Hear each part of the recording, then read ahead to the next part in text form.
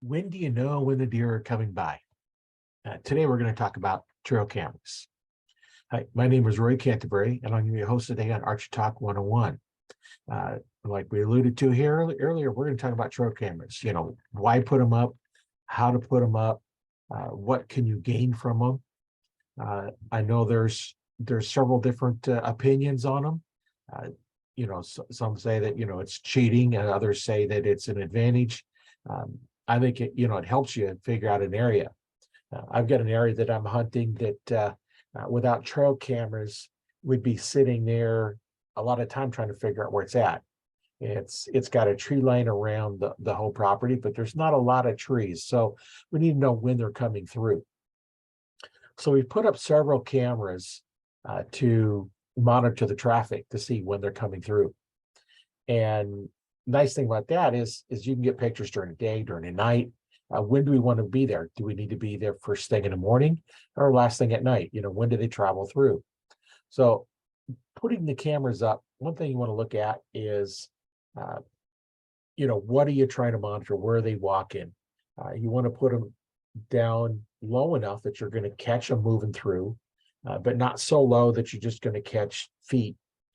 You want to angle them, so that they're going to be, about waist height. As a deer's walking through, that's going to be about where you want to go. And if they have to put them a little higher, then you want to angle them down. One thing you can do is, put a little stick or something behind it to make it tilt down a little bit. One thing you're going to realize though is as you tilt it down, you're not going to get as much of a view out into a field. We've got some where the one fence line goes down the edge of the property and half of it's in corn. Then you go down the back side of the property. The tree line's kind of in a U shape around the property we're on in this one case. And then it goes down over the top of the hill and then back down to the bottom. And now you're onto alfalfa field and then another tree line going a little ways from there. And what we've found is most of the deer are moving at night. So, they might be moving in the middle of the night. We have one area where they come through right just before daylight time. So we know that now we can make sure we're out there early in the morning so that we can be as the sun comes up. That's one of the advantages you're going to have with, seeing what the cameras go. And, you can see all kinds of stuff. We've got one camera where they come through at the night all the time. And we've got those come through. We got like a little spike buck that he comes up, the antlers kind of come up and kind of curve a little bit. Don't know what he's going to look like when he gets older. But then we have another one that has, 1-2 inch tines on his. Then we have another nice one comes through. A lot of does, you can see there's coyotes come through, there's rabbits, squirrels, skunks, all kinds of things come through, lots of birds. One of the things when you're setting them up, you want to look at what is in front of the camera. There are some times when we have a branch that is moving just in the view of the camera, and it's moving back and forth. It's constantly taking pictures. So there's some where we have lots and lots of pictures of a branch, branch moving. And then grass. Sometimes in the tall grass they're going to be moving around. And it's kind of nice to know what's going on in the area. Now, in public hunting land, you got to be a little more careful when you're putting out your trail cameras because, there's a lot of people walking through. Or if you're on private land, generally it's the farmer, anybody working the farm, and those out hunting. You don't have just random people walking through farmland that is, privately owned. That's one of the things that help out, just knowing when to come through. At one place the farmer says, I don't see any deer anymore. Well, there's a lot of deer going through there. It's just at night. And then on the one side where he can't see it anyway, because the hill's in a way, they're coming through, right at just about the illegal shooting time and just before. So if you're set up on there and they come through at that time, now then I know where to set up. It just saves a lot of time on spending time in an area where there's not a lot of trees. Now, if you have an area that has a lot of forest in it, they're going to hang out there a little bit more. This property used more for transitioning through at night. They don't hang out there during the day.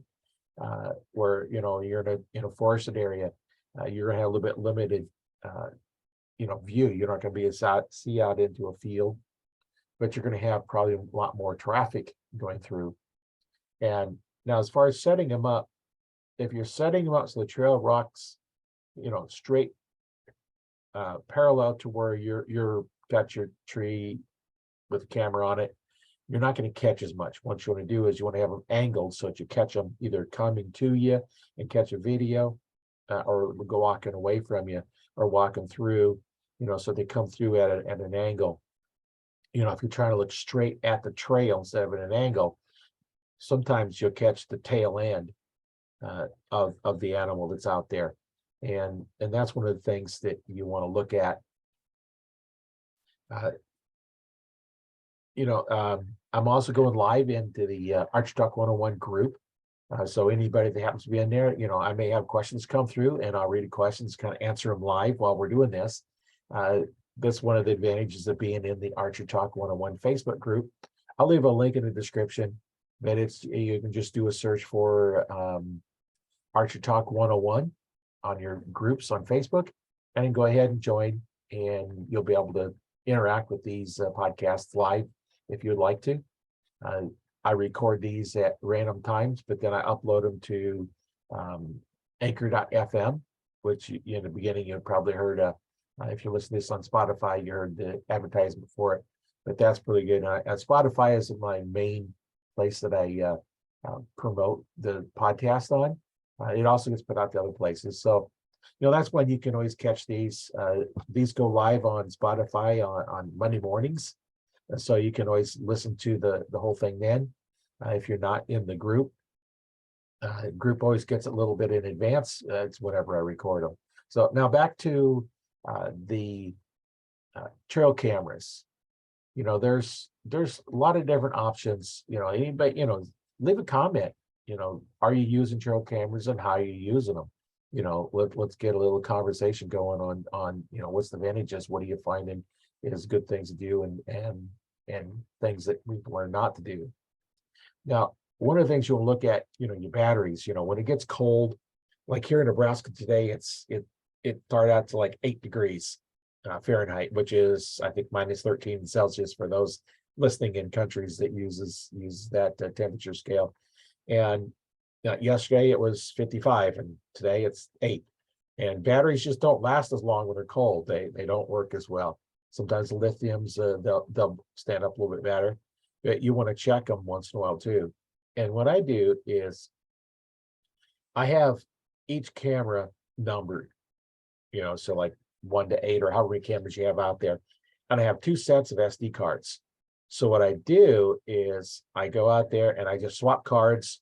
I have an envelope that I put each one in so that I have, I know which camera it was on. Those watching the video, just a little envelope like this is all I use, just a little small one. And I have a number on it, what number camera it is.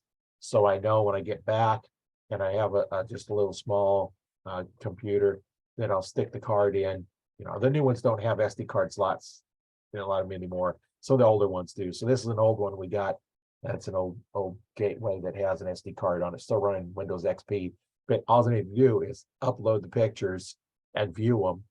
And then I'll go through, and when I get the file, I'll name it with the date and the time, and then what's on it.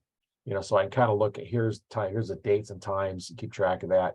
One thing to remember is you need to make sure you set the camera date on there. I have one camera that didn't get set, and then I thought I had it set, and they still not set. So it has invalid dates, but I can tell whether it's day, night, or day or night on the camera, and they're all night pictures. So I don't have any date and time when they're coming through, but I know within about a week, because I generally go about once a week and pull the cameras, the cards out of the cameras, so I can look at them and see.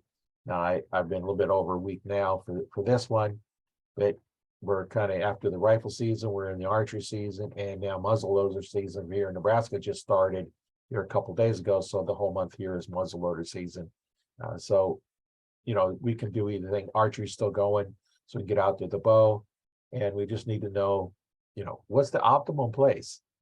Now, since I've been monitoring this for about 3 weeks now, I did have one deer go through during the day, like mid-morning. So they are moving through there during the day.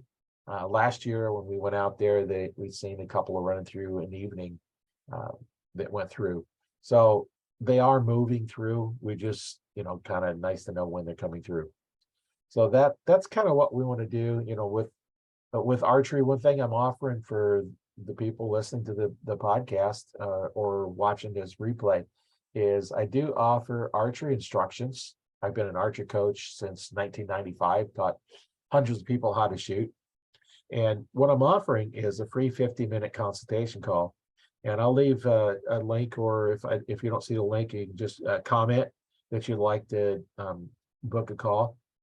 And I'll send you to a link to a form to fill out, just to get to know you and get to expect, what you expect out of the call.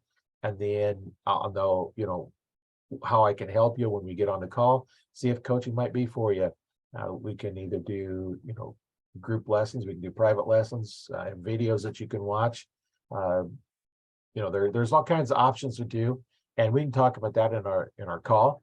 But once again, just remember, if you want to get better, coaches is how you get better.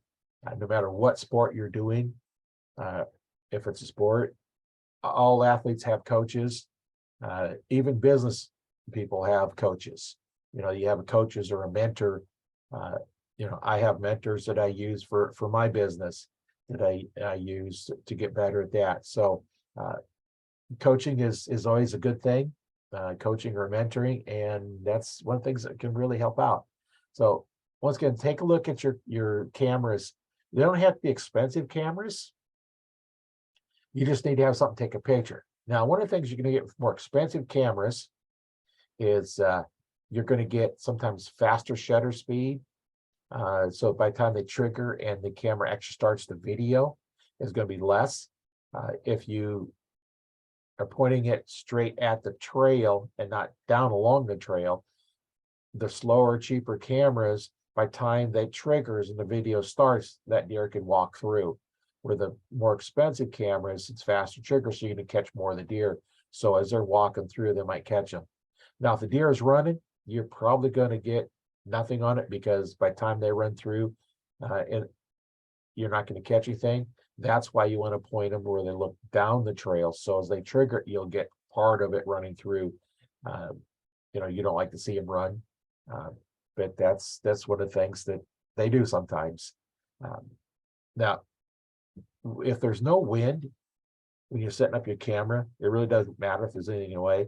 It's on these windy days that's really plays havoc on your pictures and cameras.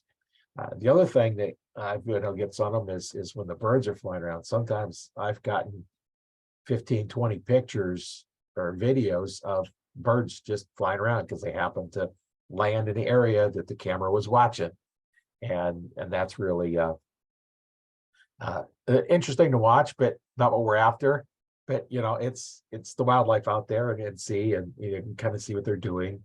I remember one day out here at the house, the birds are just in all the trees are making all kinds of racket, and they reminded me of the old Hitchcock movie, The Birds. Kind of dating myself, but if you remember that movie, that was kind of an interesting movie. If you haven't seen it, it's a good one to watch. But that's what all the birds sound like, because every tree was just all full of birds. And we kind of got sidetracked on talking about trail cameras, but it's always interesting what you catch on your trail cameras. Leave a comment. What's the most interesting thing you caught on your trail cameras?